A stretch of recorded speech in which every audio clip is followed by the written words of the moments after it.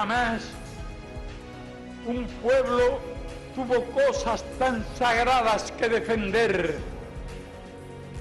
ni convicciones tan profundas por las cuales luchar.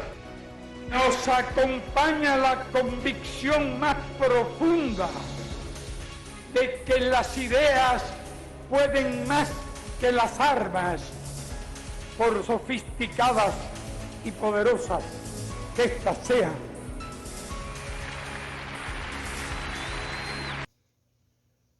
Bien, buenos días, queridos amigos. Acaba de desatracar la nave de los necios. Hoy es nuestra sabatina, nuestro café con Daniel. Así que los invito a compartir durante aproximadamente una hora este espacio de los sábados que ya está cumpliendo más de 2 años de estarse realizando.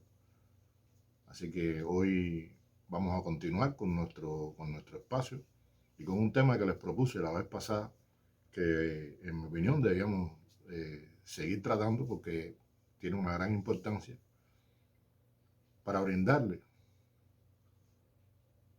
lo poco que nosotros sabemos sobre el tema, pero para que usted tenga argumentos suficientes para enfrentar la guerra que se nos hace. Vamos a seguir hablando de guerra cultural, vamos a seguir hablando de guerra no convencional, vamos a ir desentrañando paso a paso todo el complejo, la compleja maraña de recursos, la compleja disposición en que se organiza esta guerra, que no es tan simple como puede parecer. Porque muchas personas hablan de la guerra cultural, hablan de la guerra no convencional, pero estamos hablando de un proceso bien complejo. Fíjense lo que acaba de ocurrir recientemente con Cristina Fernández de Kirchner en Argentina, lo que pasó con Pedro Castillo, y lo que ha pasado con el famoso Lava Jato en Brasil, lo que le sucedió a Lula, todo lo que ha pasado contra los presidentes latinoamericanos, y que no es otra cosa que parte de este tipo de guerra, o sea, que forma parte de la guerra híbrida. No podemos ver por separado los sucesos de Lava Jato y los sucesos de la persecución judicial, de la guerra judicial que se lleva en Latinoamérica fundamentalmente contra los presidentes progresistas, contra los presidentes de izquierda, para anularlos políticamente. Es una estrategia de la derecha, es una estrategia del gobierno de los Estados Unidos, bien preparada, bien concebida, que forma parte de la guerra híbrida, no se puede ver por separado. Forma parte del asesinato del carácter, forma parte del descrédito y va un paso más allá. Ya no se trata solamente de la gran campaña mediática que se realiza contra los líderes que les son molestos. No se trata solamente de la terrible campaña como la que tenemos que vivir Cristina Fernández de Kirchner. Si usted entra en los últimos años, podríamos decir 15 años, y usted revisa lo que dicen los grandes medios internacionales, los grandes medios de la derecha internacional, que son muy pocos. Eso vamos a dedicar un programa un día, que vamos a hacer un programa especial para que ustedes vean cómo está estructurada, quiénes son los verdaderos dueños de la prensa en el mundo, de los medios de comunicación, de internet, del cine, de todo lo que usted consume en materia de información, de noticias y de entretenimiento. Usted se dará cuenta que todo está en manos de 6 grandes grupos. Pero bueno, no quiero adelantarme mucho porque quiero dedicar un programa especial a ese tema específicamente. Pero usted ve esos medios, las cosas que se dicen de Cristina, el ataque contra ella, su familia, ha sido horrible, además sin ningún tipo de respeto por nada, como ocurre en estos ataques contra la imagen de las personas. Y de imagen vamos a hablar nosotros precisamente hoy en este programa.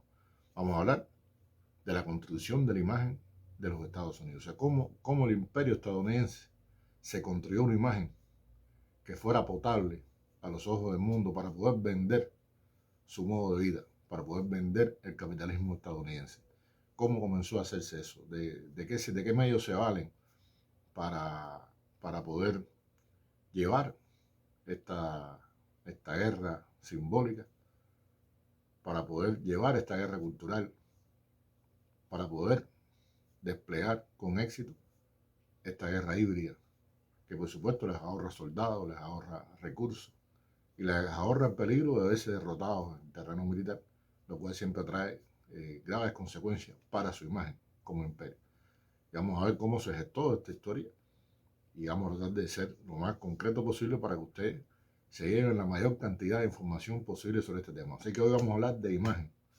Hoy vamos a hablar de cómo esta gente construyeron su imagen. Porque recuerden, si usted busca los diarios de cómo se presentaba ya a los ojos de la prensa progresista de izquierda, pudiéramos llamar así ya, de las personas que no simpatizaban con lo que estaba sucediendo en el mundo, de la prensa socialista, de finales del siglo XIX, la imagen que se daba incluso en las caricaturas del capitalismo siempre parecía como un tipo gordo, con un sombrero hongo, con unos dientes vampiros afilados, porque al capitalismo no le importaba que la gente tuviera una mala imagen.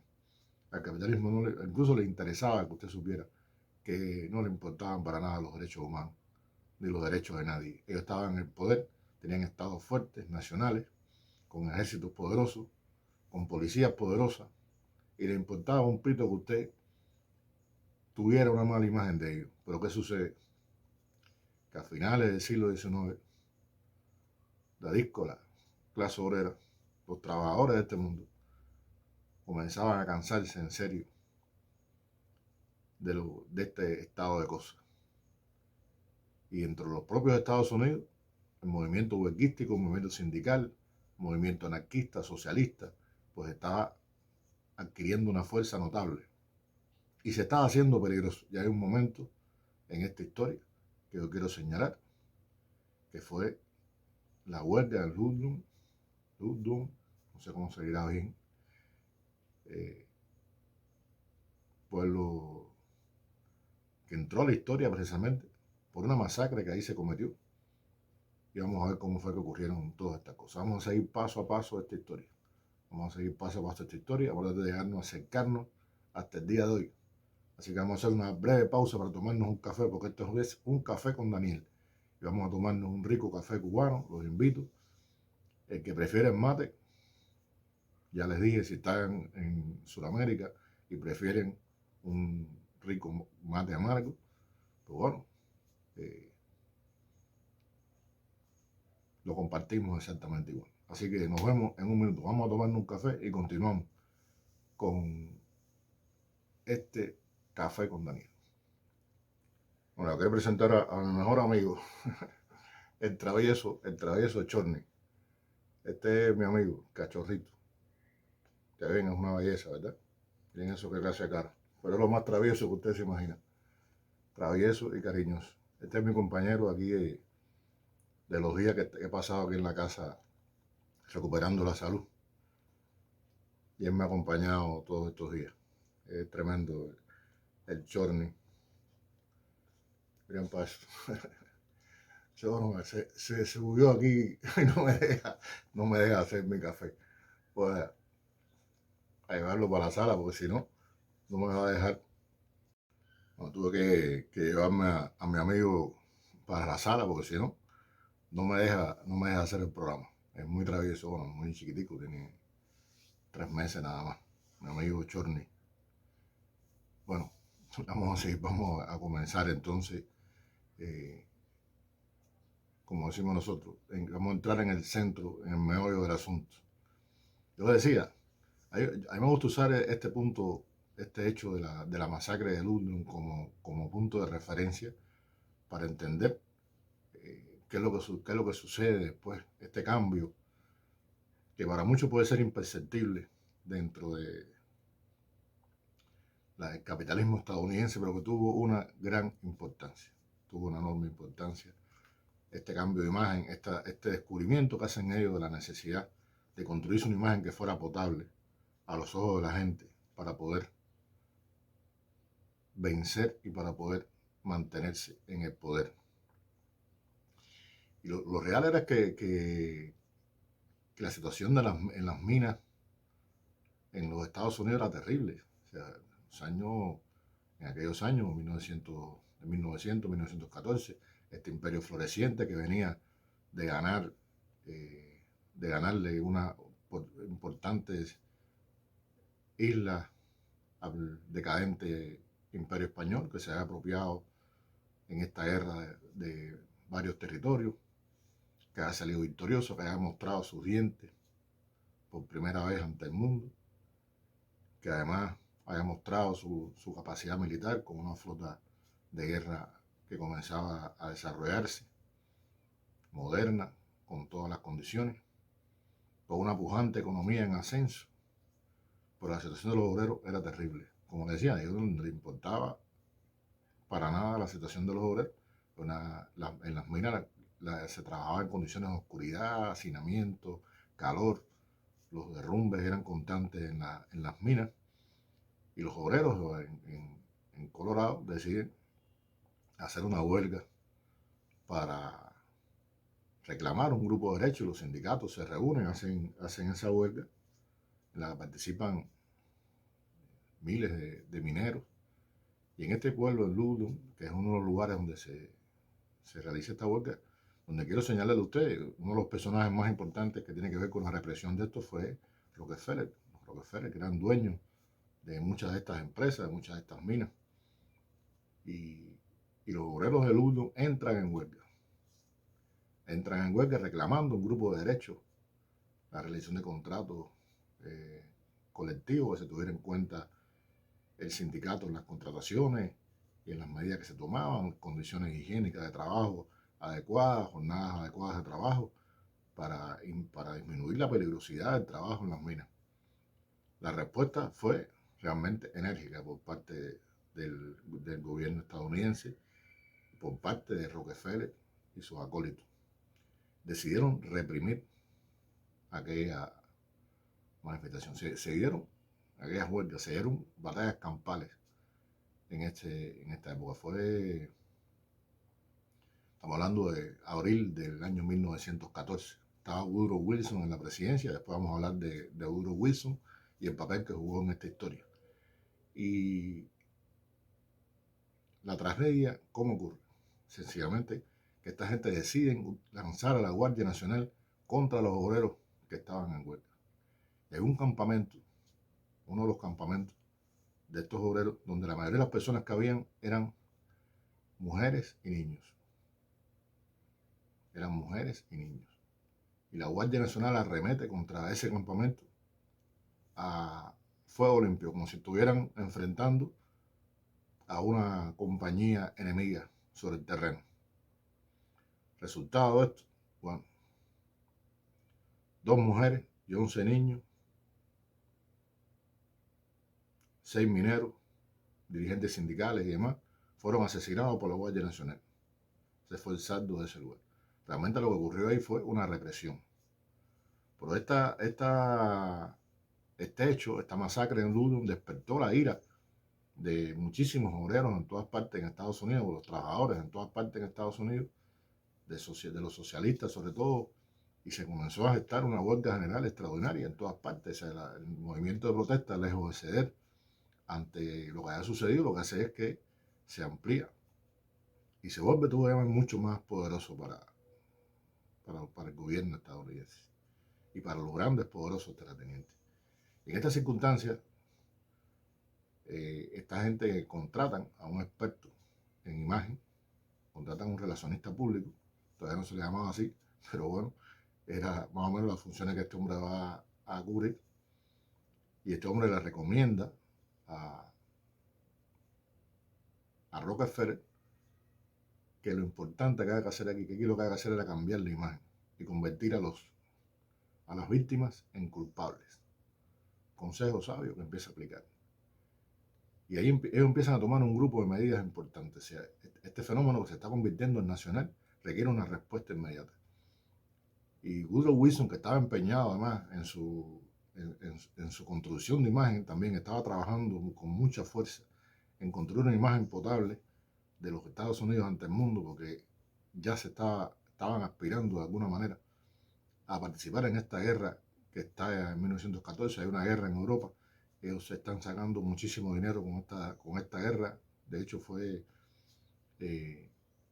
importante para el desarrollo posterior de los Estados Unidos.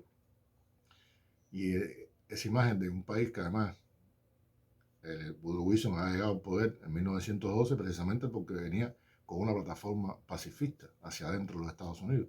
Muy agresivo hacia Hispanoamérica, pero con una política supuestamente pacifista y hacia adentro, en esta onda de Estados Unidos primero, y que no tienen que buscar nada en el exterior, ni invasiones, ni guerras, ni nada de eso. Y entonces sale presidente precisamente por eso, y está imbuido en la tarea, en la meta de cambiar esa imagen. Está imbuido en la meta, está metido de lleno en el compromiso con las grandes transnacionales de cambiar esa imagen y convertir ese pueblo, que era un pueblo pacifista, que lo había llevado por la paz en convertir en aquel momento a ese pueblo estadounidense en un pueblo guerrerista, que ansiara, que estuviera motivado para participar en la guerra mundial. Él está envuelto en todas estas cosas. Hay un grupo de personajes, Ivy Lee, Edward Luis Bernays, que tienen que ver que trabajaron en esta construcción de la imagen de los Estados Unidos. Y esta gente le recomienda a Rockefeller, sobre todo a Rockefeller, que hay que cambiar la imagen. Porque estamos hablando del más poderoso en aquel momento empresario de la energía y las minas y demás. De ahí salieron muchas buenas ideas, como crear la Fundación Rockefeller, crear asociaciones, grupos de atención a los obreros, de hacer algunas mejoras en las condiciones de vida y sobre todo hacer una bestial campaña de prensa. Según una de las primeras, ya hemos vivido, mirando la experiencia de la guerra contra España, todo el papel que había jugado Hearst y Pulitzer en la construcción de una imagen negativa del ejército español, de España en general y de los combatientes cubanos, filipinos, de los puertorriqueños, para justificar la posible anexión de sus territorios. Tienen una gran experiencia ya en este tipo de cosas y arman una tremenda campaña de prensa para convertir a las víctimas de la represión, convertirlos en victimarios y en asesinos. Y por obra y gracia de esta gran prensa, convierten la masacre de Duldo en un accidente. O sea, lo que la prensa empieza a repetir por todas partes, además de denigrar a los principales líderes de socialistas, anarquistas y demás en los Estados Unidos, hacer una campaña de descrédito con todos los hierros, usando la caricatura, usando todos los medios de prensa, todo lo que Hearst y Pulitzer tenían y otros más tenían de experiencia en este tipo de guerra, para construir una imagen negativa del movimiento sindical y de las protestas. Presentarlo como bandidos, estrafalarios que están acabando con Estados Unidos, que constituían un peligro para Estados Unidos, para la paz dentro de Estados Unidos, y que eran casi aliados, para no decir que los presentaron muchas veces como aliados del oro alemán, que fue la manera en que empezaron a presentar a Alemania para cambiar. O sea, estamos en Primera Guerra Mundial, hace falta un enemigo. El enemigo, por supuesto, es Alemania, y Alemania tiene que ser un ogro sangriento. Hay imágenes por ahí de Alemania, que salen soldados alemanes comiéndose a una persona, cosas así. Imagen vampiresca, canibalesca, propia de las caricaturas de ese momento, de los periódicos que Hearst vendía. Y entonces comienzan a presentar a aquella gente como bandidos y convierten la masacre en la explosión de una cocina. O sea, lo que dice la prensa es que estaban cocinando de manera negligente y que explotó la cocina y que eso provocó la muerte de esas personas que fallecieron ese día. La ola de fango que lanzaron sobre la protesta y sobre logró que la visión que el pueblo estadounidense tenía de lo que había ocurrido fuera totalmente diferente, fuera totalmente negativa, que no hubiera simpatía por lo que estaba ocurriendo en Colorado, que empezaron a ser presentadas a estas personas como anti-norteamericanos, como enemigos de la nación norteamericana. Una campaña de prensa organizada con todos los hierros que sea. Y Billy con su teoría de que no importa la realidad de lo que ocurre, que es una de las grandes enseñanzas que trae su trabajo, no importa cuál es la realidad, lo que importa es cómo nosotros percibimos esa realidad. Por lo tanto, hay que construir una realidad que era la que la gente tenía que ver. Y convierta a este vampiro gordo con sombrero de hongo en un tipo amable que atiende a los obreros. Rockefeller sale a atender, le hacen fotografías, entrevistas a la prensa donde sale conversando con trabajadores, dándole beca a los hijos de los obreros, ayudando a la pobre madre soltera. O sea, es una campaña con todos los hierros, una campaña de imagen, porque lo que importaba no era la realidad, según Ivy Lee, lo que importaba era cómo la gente veía esa realidad. Por lo tanto, había que construir una realidad potable, una realidad hermosa ante los ojos, una realidad que tuviera glamour. Y esa va a ser, podríamos decir, la semilla de la construcción de esta imagen glamorosa del capitalismo norteamericano, que comienza a partir de ahí. Ahí están los padres de las relaciones públicas, está Ivy Lee, está Eduardo Bernays, que van a participar en esta campaña a partir de, sobre todo, de un hecho que vamos a explicar en el segmento que viene a continuación. Ahora los invito a tomarse un café. Vamos a hacer una pequeña pausa. Volvemos en un minuto para ver ahí siempre un fragmento de las canciones de Silvio, del Necio. Ustedes saben que me la puedo poner completa porque me castigan por el tema de los derechos de autor. Lo que pongo es un fragmento de todas las versiones que he encontrado por ahí del Necio. He encontrado cientos de versiones, algunas buenas, otras más malas, pero bueno, quiero compartir otro fragmento de del Necio, de Silvio Rodríguez. Y nos vamos a continuación para hablar de Woodrow Wilson y cómo fue que hizo toda esta historia, cómo convirtió a un país pacifista en un país guerrerista.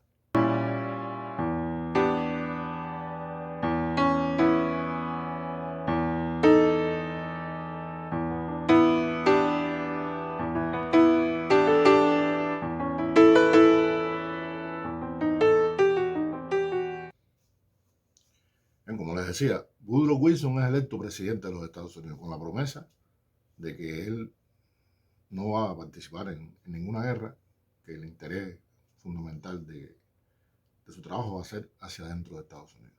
Woodrow Wilson es todo un personaje, fue segregacionista, jugó un papel tremendo en América Latina, intervencionista en América Latina, o sea que eso de no participar en guerra era pura palabrería, porque sí participó, sí hizo, fue muy agresivo hacia el continente latinoamericano. Pero bueno, ellos no consideraban eso política exterior, lo consideraban política del patio, como muchas veces, como creo que todavía piensan y todavía creen. Pero Woodrow Wilson tenía que cambiar la manera de pensar de la gente para poder entrar a la guerra, porque se dan cuenta de que va a ser decisivo que Estados Unidos participe en esa guerra contra Alemania. Pero para eso hacía falta hacer una gran campaña para presentar a los alemanes como el gran enemigo, para construir un enemigo, para construir el logro alemán. Estados Unidos está ganando millones con la guerra. Si Estados Unidos está vendiéndole armas, municiones, combustible, motores, todo lo que hace falta a los dos bandos. Está vendiendo y enriqueciéndose. O sea, las riquezas que Estados Unidos obtuvo en la Primera Guerra Mundial le permitió convertirse en la gran potencia. O sea, Estados Unidos emerge de esa Primera Guerra Mundial como una potencia de nivel mundial, de primer nivel en todo el mundo. Y en 1917, para lograr este propósito, se crea el Comité de Información Pública, CPI, que también es conocido con el nombre de su creador, que fue George Creel. George Creel, periodista, encabezó este comité donde estuvieron Ivy Lee, Eduardo Bernays y un grupo de personajes más que están considerados los fundadores de las relaciones públicas estadounidenses. Hay muchas cosas que se le atribuyen después a Goebbels, que fueron creadas por esta gente, que fueron creadas sobre todo por Eduardo Bernays. Toda esta cosa de la mentira repetida, bueno, toda esta cosa de cómo engañar a las masas, de cómo la gente es fácil de manipularse, eran la construcción del consenso, que se debe también al trabajo que hizo Eduardo Bernays. Que Eduardo Bernays, quiero decirle a usted, que además era psicólogo, era descendiente de una familia de importantes psicólogos, y va a aplicar muchas de las teorías que en ese momento estaban en boga del psicoanálisis, las va a aplicar en el mercado. Porque bueno, no solamente se dedicó a la propaganda política, fue un hombre que hizo mucho dinero con la propaganda que realizó para grandes empresas, que fue su fundamental fuente de enriquecimiento para las empresas tabacaleras. Y una vez conté ya las famosas antorchas de la libertad, cómo había logrado manipular una huelga feminista, una manifestación feminista a su favor para vender cajetillas de cigarros. Era realmente un genio de la propaganda. Está considerado el padre de la propaganda moderna. Y esta gente tenía que convencer a la opinión pública estadounidense de que apoyara el esfuerzo bélico para que Estados Unidos pudiera entrar en esta batalla en Europa. Una de las cosas más famosas de las creaciones de la Comisión CRIP fue el tío Sam, aquel tío Sam con el lema de "Te quiero" para el ejército de Estados Unidos. No sé si lo han visto seguro montones de veces. Hicieron cosas muy interesantes, él reclutó 75,000 hombres que eran los 4 Minute Men, disculpa, 4 Minute Men, que constituía esto. Bueno, eran personas que iban de puerta en puerta, tenían que lanzar un mensaje de 4 minutos. Yo pudiera decir el antecedente de un tuit. Era un tuit, lo que era un tuit personal. O sea, nos tocaban la puerta de tu casa, tú salís y te decían: ¿qué hace usted para contribuir a la victoria de Estados Unidos en la guerra? ¿Qué hace usted para derrotar al ogro alemán? Tenía que dar un mensaje en 4 minutos, transmitir el mensaje guerrerista en 4 minutos. Pero utilizaron artistas, usaron canciones, contrataron a montones de artistas, a montones de ilustradores, a montones de pintores, cantantes, músicos de todo tipo. Crearon una gran parafernalia en los Estados Unidos para lograr ese cambio de mentalidad de la gente. Y por supuesto, ahí va eso. Comenzaron a producir a escala industrial toda esa propaganda para cambiar la manera de pensar del pueblo estadounidense. Hicieron realmente cosas muy interesantes, cosas fantásticas. Usaron el cine y construyeron un enemigo. O sea, donde quiera aparecía la imagen del estadounidense como el libertador y la imagen del alemán como el ogro. Se contaban historias horripilantes de las cosas que hacían los alemanes en Europa. Se contaban y se exageraban, por supuesto, cada una de las acciones de los alemanes. Hay quien dice que incluso Alemania perdió la guerra con la propaganda antes de perderla en el terreno de la realidad. Que donde perdieron inicialmente, donde comenzaron a perder la guerra fue en este terreno, cuando se despliega esta enorme campaña de prensa que permite que las personas al final pues, se convenzan de que era importante participar en esta guerra. Y bueno, Estados Unidos interviene en la guerra, ustedes saben los resultados, y sale de la guerra con un nivel de desarrollo extraordinario. Se desarrolla los carros, los autos, se convierte en una potencia productora de autos, fabrican millones de autos, se desarrolla toda la industria, todo se desarrolla, dinero con la deuda que tenían los europeos, que tienen que pagarle los gastos militares, más lo que hayan vendido a los dos bandos, ¿no? Salen y entran en el momento en que ya la guerra casi está decidida, por supuesto a favor del bando ganador en contra de Alemania, como casi siempre hace. Y de ese desarrollo enorme que adquiere Estados Unidos producto de la intervención en la guerra y el dinero que gana en la guerra, una de las cosas que va a tener un florecimiento extraordinario va a ser el cine estadounidense. El cine estadounidense que ya había sido utilizado en el esfuerzo bélico. Ya había sido utilizado en el esfuerzo bélico y que va a jugar un papel fundamental en la venta de la imagen de Estados Unidos hacia el mundo. El cine va a ser decisivo en la venta de la imagen de Estados Unidos hacia el mundo, en la construcción en el imaginario de la gente del Estados Unidos, del sueño americano. Los grandes fabricantes del sueño americano va a ser el cine. No voy a regodearme mucho en el tema del cine, que a mí me gusta muchísimo, pero ya he hecho otros programas. Hay otros programas en este canal donde yo hablo del cine estadounidense, de cómo utilizaron el cine para vender la imagen, para norteamericanizar el mundo, porque la gente acudía al cine como quien va a la iglesia, y en el cine aprendía del modo de vida estadounidense, todo. Cómo había que vestirse, cómo había que enamorar, cómo había que entretenerse, cómo había que distenderse, cómo había que todo lo aprendían, cómo todo, la moda, maquillaje, todo se aprendía en el cine. La gente imitaba aquellas famosas estrellas, el comportamiento de aquellas estrellas, y defendían un mundo glamuroso de la sociedad estadounidense, que comenzó a actuar de manera inmediata en la manera de pensar de millones de seres humanos en el mundo. Va a ser decisivo el papel que va a jugar la televisión estadounidense y el cine estadounidense a partir de este enorme desarrollo de la industria del entretenimiento, de la industria del cine. Fíjense, yo tenía vamos a decir, un colega de trabajo, ha sido un veterano oficial de la CIA, que me lo decía con toda razón. Me decía, esta es una guerra, hablando de la guerra cultural, que se gana en la sala de la casa. Y es verdad que se gana en la sala de la casa. Se gana cuando la familia está sentada frente al televisor, cuando la familia está buscando cómo entretenerse, cómo desconectar de un día agitado, de un día lleno de cosas, de problemas, todos los problemas cotidianos que uno tiene que enfrentar, y la familia se sienta frente al televisor a desconectar. Y en ese momento en que la familia está desconectando, me decía él, cuando teníamos que estar nosotros. Tenía mucha razón.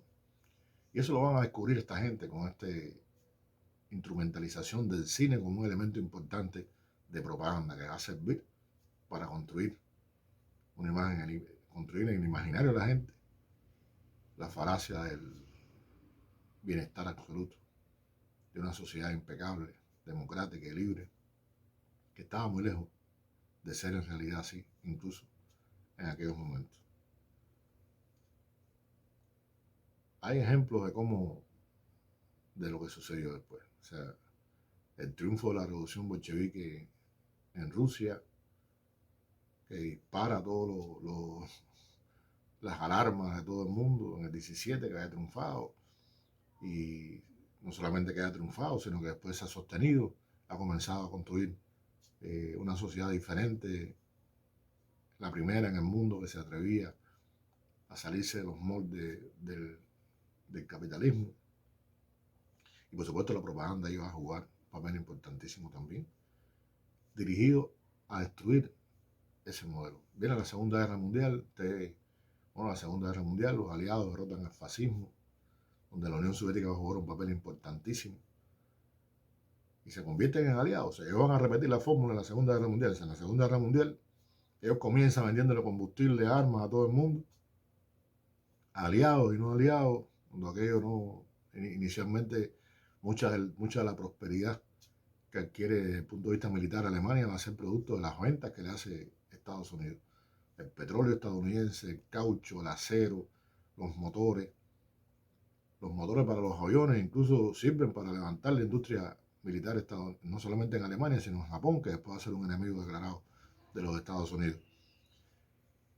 El rearme de Alemania tiene mucho que ver con las ventas que le hizo y con el negocio con los Estados Unidos, que se empieza a enriquecer también en la Segunda Guerra Mundial. Después le venden armas a los dos bandos, hasta que toman partido, por supuesto. Por un bando, entran a formar la alianza que dio fin a la guerra, y por supuesto siguen vendiendo armas, en este caso a los aliados.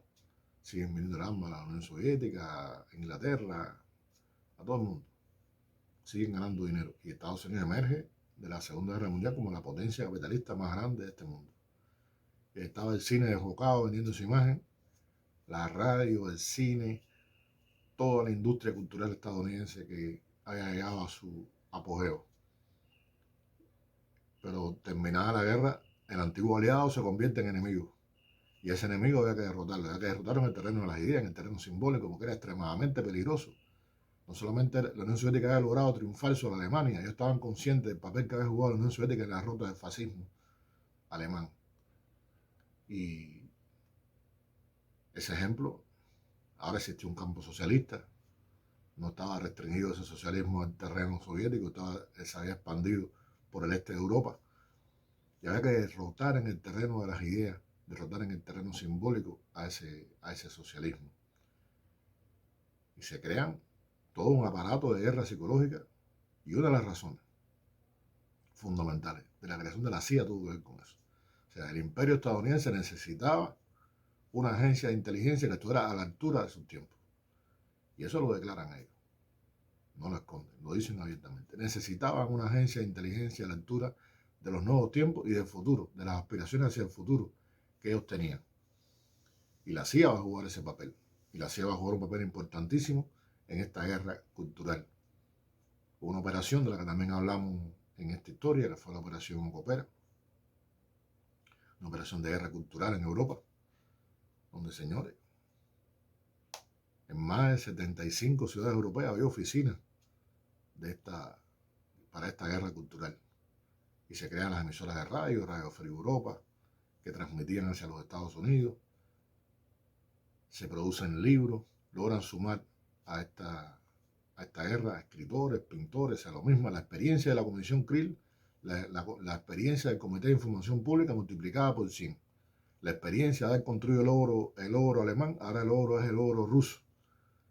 Y construyen un oro ruso con toda la fuerza, con todos sus elementos.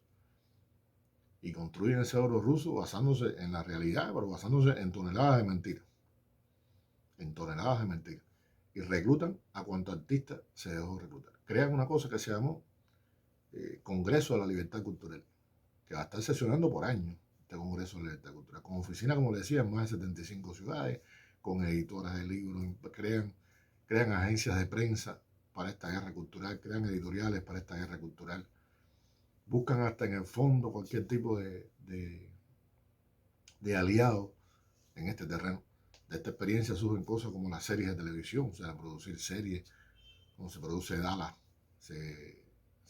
Dallas, que va a ser una serie estadounidense que va a tener una venta grandísima en los Estados Unidos y en el mundo europeo, en el este de Europa, va a tener un impacto. Dallas, que presenta una imagen dirigida a ese público. Quizás en otro programa hablé de eso, ya no voy a repetir esta historia. Y es una guerra que al final le van a terminar ganando. O sea, yo creo que uno de los grandes éxitos que tiene esta operación es que logra vencer en el terreno simbólico a la Unión Soviética. Va a ser en el terreno de las ideas, donde van a... No el socialismo, quiero aclarar esto, porque ellos no logran derrotar el socialismo. Porque si no, no estuviéramos nosotros aquí. El socialismo no sale derrotado, porque las ideas no se matan, y en eso tiene toda la razón Fidel. Lo que derrotan es el modelo soviético, que comete montones de errores. El socialismo real que se aplica en Europa del Este, que va a fracasar por montones de errores que comete, por la traición de mucha gente, y porque es derrotado en este terreno, porque se logran entrar en la mente de las personas, logran crear una construcción en la mente de las personas, logran crear una imagen muy favorable de lo que eran los Estados Unidos, el modo de vida estadounidense, y este modo de vida estadounidense bien vendido es un daño tremendo. Nosotros no hemos vivido en nuestro país. Nosotros lo conocemos aquí, o sea, a pesar de todas las cosas que la revolución ha hecho, ¿no? Este va a ser el tema del próximo encuentro. Lo que ha pasado en Cuba, o sea, cómo lo han hecho en Cuba, cómo y hasta qué punto han logrado vender esta imagen estadounidense al pueblo cubano y a los pueblos de América Latina, para no dejar fuera, por supuesto, de este análisis del continente, que es muy importante el éxito que han tenido. Pero realmente va a ser una guerra victoriosa en el terreno de las ideas, que no derrota a las ideas del socialismo, dejo claro, no derrota al socialismo. Derrota este modelo, derrota esta experiencia que ya venía haciendo agua por muchas partes. Pero yo quería contarle a ustedes como ejemplo de cómo funcionan estas cosas. Una de las quizás más interesantes operaciones de guerra cultural que se realizaron. Ya les dije que toda la guerra que se hicieron miles de libros, se crearon, se construyeron escritores disidentes, se auparon personas que no eran nada, pero los convirtieron en un todo, se crearon movimientos artísticos incluso para enfrentar la cultura socialista.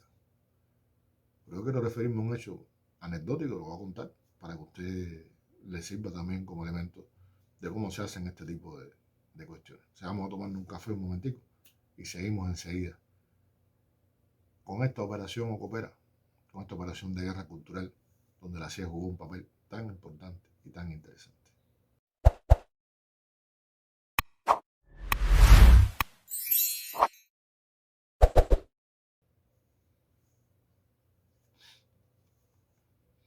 Bien, vamos a hablar de, como les decía, un elemento interesantísimo que fue el Kitchen Debate. En ruso se dice tremendo, ¿no? Incluso no me atrevo a repetirlo en ruso, porque no quiero que me vayan a pensar que estoy diciendo una mala palabra. Lo voy a leer en ruso ahí, transliterado. Kujonny el debate. Terrible. Te lo juro que no es una mala palabra. Es como se dice en ruso, transliterado. Kujonny debate. Tremendo. Bueno, el Kitchen Debate va a ser famoso, se estudia incluso en en este terreno. Ahí se van a reunir, se está celebrando en esos momentos en el parque Sokolnik en Moscú, 24 de julio del 59, una especie de feria de los logros de la industria estadounidense en Estados Unidos. Se ha realizado o se iba a realizar también en Estados Unidos una exposición igual de los adelantos, de los desarrollos tecnológicos industrial de la Unión Soviética. Por supuesto, los soviéticos mostraban en su exposición los tractores, las naves espaciales. La Unión Soviética había estado, bueno, estaba toda la preparación del cosmos, tenían elementos, los soviéticos tenían con qué argumentar desarrollo de sus cohetes espaciales y de Sputnik, tenían elementos. Pero Estados Unidos, ¿qué va a llevar a Moscú? O sea, lo que va a llevar Estados Unidos a Moscú va a ser fundamentalmente su industria ligera. Algo que ellos sabían que estaba floja la producción soviética. Y van a hacer una cosa genial. Se van a construir una casa prefabricada, montan una casa en el área de exposición y construyen una cocina ideal. La cocina tiene un letrero arriba que decía: esta es la cocina que todo americano puede tener. Americanos se referían, ustedes saben, a los estadounidenses, a los yanquis. Y dentro de esa cocina metieron de todo. Los últimos adelantos de la electrónica doméstica. Batidora, lavadora de platos, todo lo que se ocurre. Incluso hay una recomendación que hacen los que montan la exposición, ustedes saben, estaban así atrás de eso, de que todo fuera plateado, niquelado, brilloso, que llamara la atención. Y atrás monten dos modelos,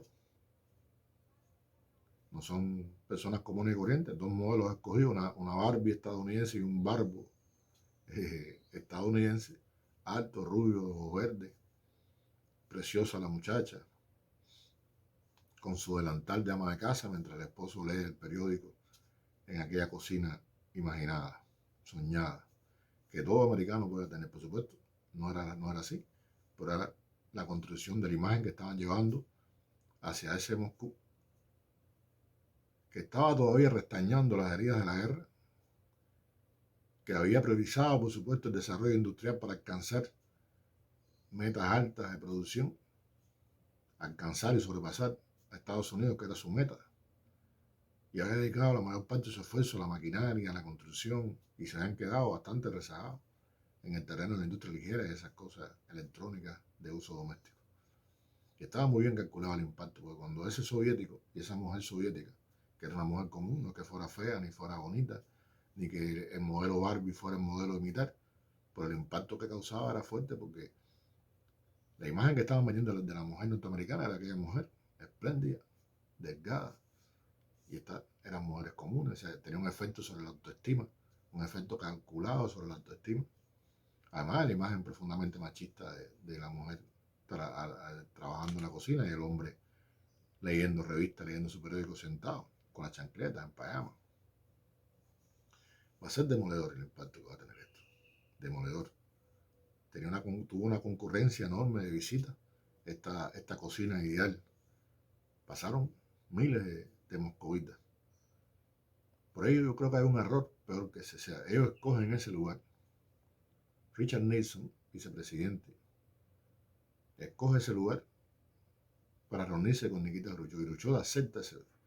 Y la televisión transmite, o sea que la imagen, el que no había visto la cocina ideal, terminó viendo la cocina ideal, porque se transmitió la imagen de ese debate entre Nixon y Khrushchev dentro de aquella cocina, donde cada cual empezó a exponer y a discutir y a debatir sobre los logros de la tecnología soviética y sobre los logros de la tecnología y el desarrollo industrial estadounidense. En un escenario como aquel era realmente disparatado aceptar ese reto.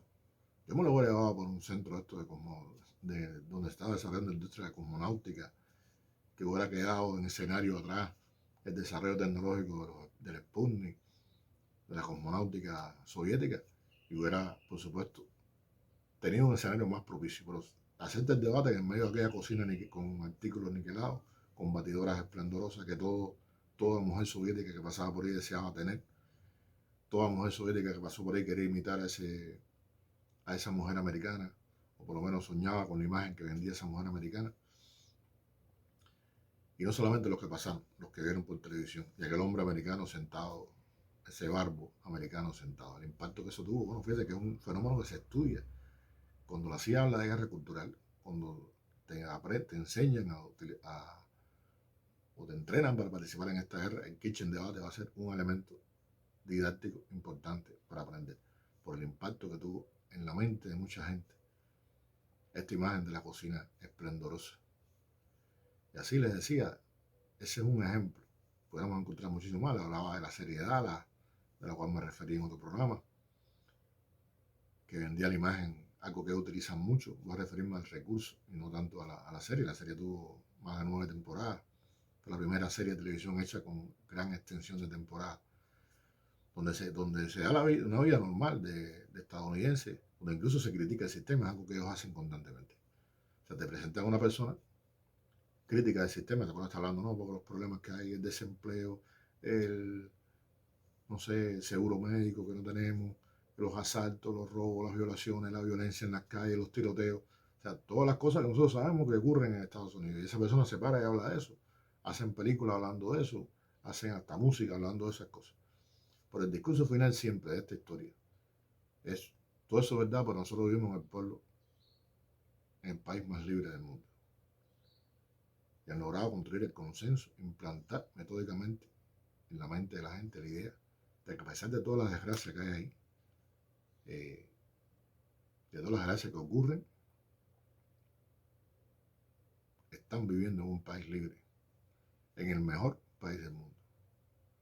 Y hay gente que dice como el mejor país del mundo. Si hay países en el mundo, del mundo capitalista, donde la gente tiene mucho más derechos que en los Estados Unidos, muchísimo más derechos que en Estados Unidos, pero han logrado vender esa imagen y sobre todo introducírsela bien en la mente del ciudadano común estadounidense. Y esta es la estrategia que siguen en el fondo toda esta serie. O sea, trabajan, Dala lo hace, o sea, presentar una imagen común y corriente de muchachos. Yo le decía, hablé una vez con un especialista en este tipo de guerra y me decía, un especialista estadounidense, y me decía, lo importante aquí no era si tú criticabas el sistema, no, lo importante era que los jóvenes de Europa del Este quisieran vestirse como los jóvenes de la serie Dala y soñaran con los autos, soñaran con las motocicletas, con las discotecas, con los trajes de cuero, con las chaquetas de cuero que vestían los personajes de la serie. No importa si los personajes de la película, la serie o de lo que están viendo sean desempleados o estén vinculados a las pandillas, sean violentos o sean ciudadanos comunes, no importa de qué estrato social sea, lo importante es vender la imagen de que usted puede tener todas esas cosas y que lograr que los jóvenes en Europa del Este, que a los que estaba dirigido fundamentalmente esta avalancha simbólica, comiencen a creer, comiencen a soñar con esas cosas. Que los ciudadanos soviéticos comenzaran a soñar con aquella cocina, pero comenzaran a soñar también con las motos, con los trajes de cuero, con las chaquetas de cuero, con los jeans, con las bellísimas muchachas que aparecían en la serie y en el cine estadounidense. Sin duda, esta guerra cultural va a causar un tremendo daño en Europa del Este y va a ser una de las causas fundamentales de la derrota simbólica de ese modelo socialista que tantas cosas buenas trajo, pero que ha quedado sepultado también después de eso, debajo de montañas de lodo, de montañas de manipulación y de montañas de mentiras, que cuestan muchísimo trabajo limpiar, muchísimo trabajo esclarecer para la gente. Y esta es la guerra que nosotros enfrentamos. Esta es la guerra. O sea, nosotros estamos enfrentando ese enorme aparato de guerra psicológica, de guerra cultural. Yo le decía que tiene elementos tan importantes que nosotros debemos conocer. Primero, la guerra económica, que es fundamental en este tipo de guerra no convencional. La guerra económica que crea escasez, que crea dificultades, que crea tensiones insoportables en la gente, que pone a la gente en un estado tal de muchas veces de desesperación que la gente no sabe qué hacer. Y una persona en esa situación es fácil movilizarla para cualquier cosa. Está esta guerra, el crédito de las personas, una guerra dirigida a desacreditar, una guerra dirigida a presentar una imagen negativa de los principales líderes del país, que es constante, que no cesa un minuto, de las figuras públicas, de los periodistas, de todo aquel que defiende procesos revolucionarios o progresistas. Denigrar su imagen, construir una imagen negativa de esa persona, va a ser un elemento importante de esta guerra no convencional. Y en casos extremos, llegar hasta la experiencia de los golpes jurídicos, podemos decir así, donde usted, usando los instrumentos de la justicia, construyendo decenas de acusaciones contra líderes de izquierda, contra presidentes progresistas, usted logra primero inmovilizar a esa persona que no pueda gobernar, como le hicieron a Pedro Castillo, más allá de sus flaquezas, que debo reconocer con toda sinceridad. Que me dice, sí, pero el hombre sí tuvo montones de flaquezas, o sea, buscar la alianza de la OEA yo creo que lo embarcó, yo creo que yo casi estoy convencido que de ahí salió la idea de que él disolviera el Parlamento en ese momento. Porque si él cometió ese error iba a justificar el golpe que le iban a dar. Ahí no importa la legalidad, si lo que hicieron el Parlamento después fue legal o no. Ustedes saben que en este tipo de guerra, la verdad no importa. Aquí lo que importa son los resultados. Y eso fue lo que hicieron. Pero este hombre no pudo gobernar, este hombre tuvo que enfrentar 6 acusaciones de corrupción, no sé cuántas acusaciones del Parlamento para sacarlo para la vacancia en el poder. Él y sus acólitos, más de 70 ministros. Tuvo que nombrar, ese hombre ha nombrado más de 70 ministros. Los ministros duraban lo que un merengue le ha puesto a un colegio, no pudo gobernar. Entonces este tipo de guerra que hacen para inmovilizar a los dirigentes de la izquierda y progresista. Y después sacarlos del poder, denigrarlos de tal manera para que esa persona no pueda más nunca en su vida ejercer un cargo público, que es lo que tratan de hacer con Cristina Fernández de Kirchner. Inhabilitarla para que no se repita nunca más la experiencia de los gobiernos en los que esas personas han participado. Ese es un elemento importante de esta guerra no convencional. La guerra del carácter, el asesinato del carácter. Y está la subversión política, donde se preparan, se entrenan grupos opositores, se construyen grupos opositores, donde se contratan delincuentes a través de las redes sociales. Vimos la experiencia de Bolivia, vimos la experiencia en Cuba el 11 de julio. Hemos visto la experiencia en otros lugares, cómo contratan directamente a través de internet a personas para que actúen de forma violenta. Y está la campaña mediática, que es fundamental en este tipo de guerra no convencional, que forma parte de ese descrédito, de esa guerra constante. Es un bombardeo que no se detiene, con cosas muy bien estructuradas, muy bien pensadas. Atrás de eso hay laboratorios. Recuerden que atrás de esto está el Grupo de Operaciones Especiales de la CIA y está el gobierno estadounidense con todos sus think tanks. Y todos esos think tanks lo que hacen es proponer, construir constantemente acciones de guerra psicológica para tener a la gente constantemente movilizado, constantemente preocupado, constantemente agredido en ese terreno. Y te escucha repetir 1.000.000 de veces esas cosas.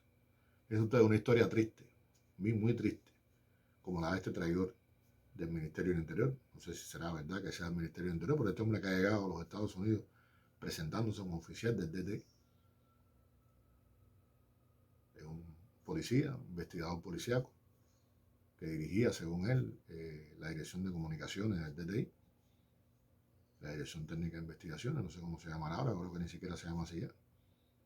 Pero bueno, le enseñó el carnet del DTI ahí en la pantalla. Ese que cuando llegó lo habían presionado, el gobierno que iba a hablar porque no quería que lo siguieran maltratando. El hombre es un cobarde, ¿no? Y un oportunista, sin ninguna duda. Y veremos horrores de las cosas que va a decir. Y él creyó de verdad que iba a llegar a Estados Unidos y lo iban a perdonar. O sea, que lo único que tenía que hacer era llegar ahí, mostrarse arrepentido, decir que él no participó en las supuestas represiones y se acabó. Y no ha sido así. O sea, lo que le ha caído arriba ha sido una avalancha, lo ha cogido la derecha y la extrema derecha mayamense y lo ha hecho talco. Y no van a parar hasta que él no reconozca que él es un represor y empieza a decir que mató gente y todas esas cosas que jamás hizo, porque esas cosas en Cuba no ocurren. Porque ya salió un hombre diciendo por ahí, en una entrevista, de que este hombre había participado en crímenes de lesa humanidad. O sea, en Cuba, según él, se cometieron, pero te lo repiten por todas partes. Y sale un español, un periodista español, hablando también de que se habían cometido en Cuba crímenes de lesa humanidad. Muertos que no existen. Preséntenme un nombre, señores, un nombre de una persona que haya sido asesinada en Cuba. Hay un solo muerto que hubo en las manifestaciones del 11 de julio. Y se presentan imágenes terroríficas de asesinatos en masa que nunca sucedieron, ni de tortura, ni de represión, ni ninguna cosa. Nada de eso pasó. Pero lo repiten. Todo el que sale dice, los crímenes de lesa humanidad que se cometieron en Cuba. Hay gente que se cree de verdad que en Cuba se cometieron esos horrores. Que en Cuba se asesinaron personas. Que en Cuba se reprimió con dureza esas manifestaciones y que se encarceló después injustamente a los manifestantes. Se juzgó de acuerdo a toda la ley y se encarceló siguiendo el debido proceso a los que saquearon, a los que destruyeron instituciones, a los que agredieron personas. Esos sí fueron juzgados, pero los que se manifestaron pacíficamente ninguno fue condenado. Pero este hombre, hasta que este mayor no diga públicamente y empiece a inventar lo que pasó y lo que no pasó, y empieza a hablar de cuánta cosa se le ocurra, lo que le dicten, porque ahora no, lo van a convertir en un mollejo de naranjo. Hasta que no lo exprimen hasta el final, ahí deben verse los traidores, porque esta gente no perdona. Ahí tienen que verse los traidores. Bueno, no quieren competencia, no quieren que nadie llegue allá después y se convierta en líder. Ellos tienen sus liderazgos allá muy bien pagados, muy bien construidos, ganan mucho dinero y no le abren las puertas tan fácil a quien llega así. A ningún arrepentido, a ningún traidor. Los blanditos, los arrepentidos, los traidores, mírense en el espejo. Lo van a exprimir como un mollejo. Lo van a hacer hablar cuanta cosa se le ocurre a ellos que hable.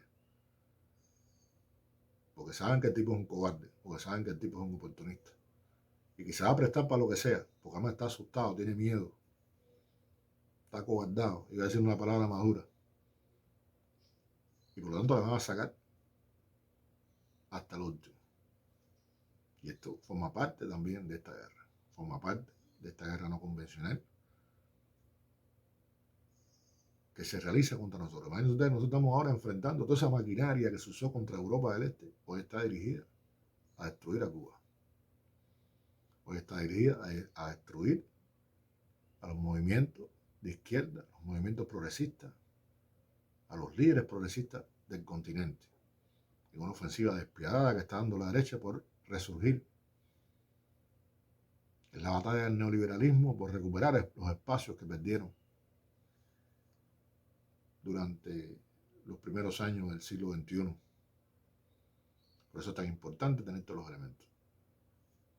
En el próximo programa vamos a continuar con la guerra cultural. Vamos a hacer hincapié en el tema Cuba. Cómo se construyen los caballos de Troya, cómo se fabrica un caballo de Troya, cómo se preparan este tipo de golpes, estas acciones que se realizan. Vamos a acercarnos al fin de año, llevando la mayor cantidad de información posible para que usted tenga elementos para repostar en las redes sociales. Esto que les he dado hoy, ojalá les haya servido, les haya sido de interés, les haya sido ayuda de aprendizaje. Y recuerden que nos vemos martes y jueves a las 7 de la noche por el canal de las Memorias de Daniel con la hora de la verdad. Que está un poquito floja los jueves no tengo mucha audiencia, no sé cuál es la razón. Tengo que hacer un estudio de eso, a lo mejor tenemos que renunciar al jueves, porque tenemos muy poca visibilidad el jueves. El jueves prácticamente no se conecta nadie al canal. Quizás hay alguna razón, otro programa por ahí que sea más interesante, un día a la semana al que la gente no llega. Por lo general los martes tenemos muy buena audiencia y los sábados, que bueno, la sabatina está instaurada hace mucho tiempo y siempre tuvo más audiencia que ahora. O sea, la sabatina cuando comenzó, yo tuve casi 1000 personas viendo en vivo un programa. No ocurre igual ahora, pero bueno, estamos tratando de recuperar esta audiencia, estamos recuperando público, buscando públicos nuevos. Así que por eso es tan importante, señores, que ustedes compartan. Si los que seguimos este programa, si los que están suscritos a este canal, no comparten los programas en los grupos, no lo promocionan a sus amigos, no crecemos. Y no tiene ningún sentido entonces mantener un programa donde lo están viendo 10 o 12 personas. No tiene ningún sentido. Ya no son 10 o 12, son un poquito más. Somos pocos, pero bueno, como siempre digo, Entonces, señores, promocionen, ayuden a crecer este programa. No para ganar dinero, que no es el sentido de este programa. Nosotros no ganamos dinero con esto. Nosotros no estamos buscando superchat, no estamos buscando donaciones, no estamos buscando dinero. Esto se hace únicamente para defender a Cuba, para defender nuestras ideas, para llevar nuestra verdad a todo aquel que nos quiera escuchar y que nos quiera seguir. Así que, por favor, si no está entre los suscriptores, suscríbase. Y si está suscrito y está participando, comente, comparta con sus amigos, comparte en los grupos, comparta en todos los espacios digitales para que este canal crezca. Y nos vemos el próximo martes, a la hora de la verdad, para analizar las noticias más interesantes que tengamos en ese momento en el ambiente. Ha estado con ustedes en este Café con Daniel, Raúl Antonio Capote, desde La Habana, Cuba, territorio libre en América. Chao, nos vemos.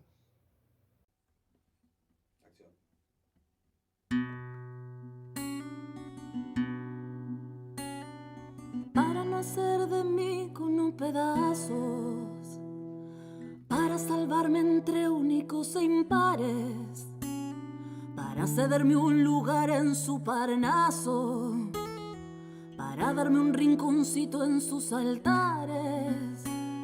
Me vienen a convidar a arrepentirme, me vienen a convidar a que no pierda, me vienen a convidar a indefinirme, me vienen a convidar a tanta mierda. Yo no sé lo que es el destino, caminando fui lo que fui. Allá Dios, que será divino, yo me muero como viví, yo me muero